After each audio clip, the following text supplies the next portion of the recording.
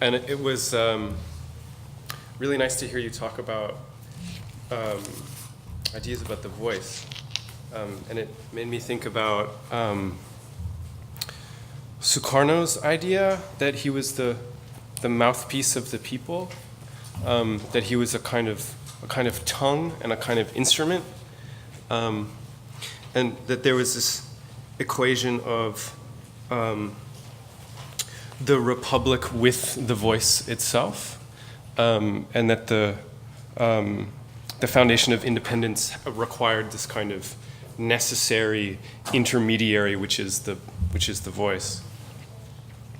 And I'm thankful also because the invitation to attend today has made me think about things like voices and sounds in ways that I never really do. It's not really the kind of stuff that I work on. So it's been a really difficult provocation, actually, to try to figure out how it is that the things that I think about could say something about the kinds of questions that KUNCI is asking about the voice.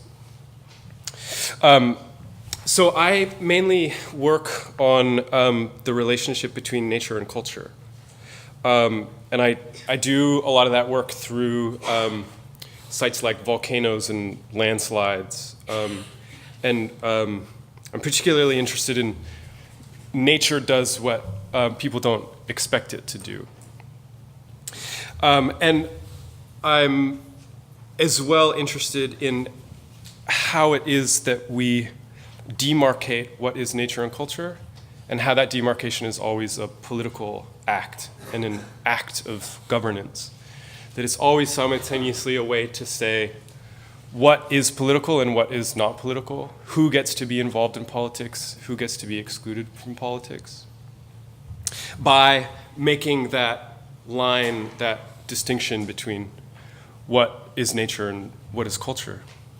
So in moments when nature is volatile or vulnerable, like volcanoes, like this volcano here in Jogja, is when questions of governance, questions of the line between nature and culture get really messy and really complicated. So in pursuing these kinds of questions, I spent a lot of time in this volcano observatory on the right, which this tower is transmitting signals from the top of the volcano to that observatory, where there are scientists monitoring the volcano. Now, in the observatory, there is an archive. In the archive are things like this, seismographs. Now, what seismographs do, as you probably know, is read tremors in the earth. There's also books, there's periodicals, there's photographs from colonial period scientists who worked here, who established the observatory, up until present day expedition results and diaries from contemporary local and international scientists. One of the things that is not in the library, however, is a sound archive. There are no sounds in the library. So the provocation to think about the relationship between archives and sound got me thinking about why it is that there's no sound in the archive. There's no sounds of the volcano. There's no whizzing or wheezing or heezing. Heezing, that's not a word. Whizzing, wheezing, wheezing. I already said it, just hissing or wheezing. There are, however, traces of sounds within the archive. There are descriptions by scientists of the different kinds of sounds associated with volcanic eruptions.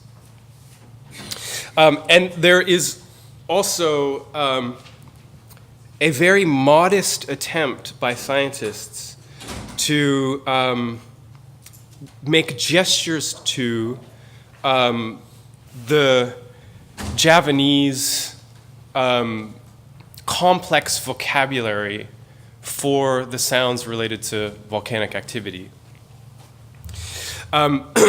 So this became particularly compelling to me, that Javanese language has a very complex, multifaceted way to talk about the different kinds of sounds associated with volcanic activity, from that would describe, for instance, the different sound between a landslide that was full of large boulders and a landslide full of very small boulders.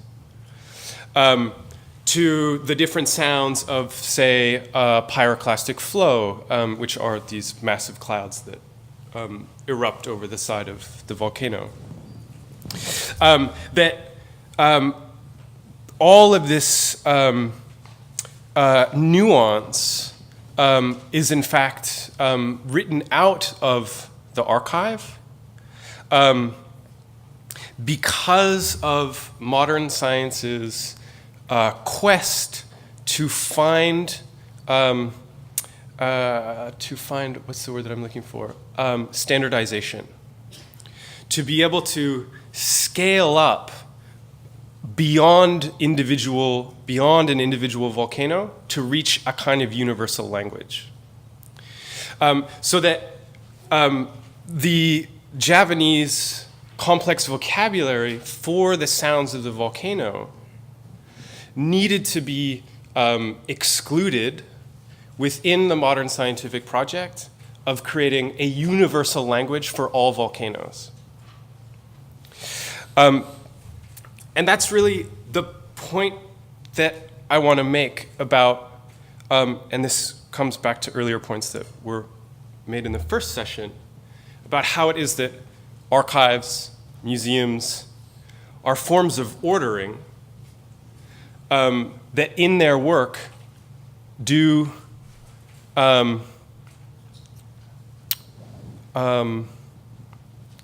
that I think that we need to attend to these very processes of ordering in order to raise the voices that have been excluded by that ordering.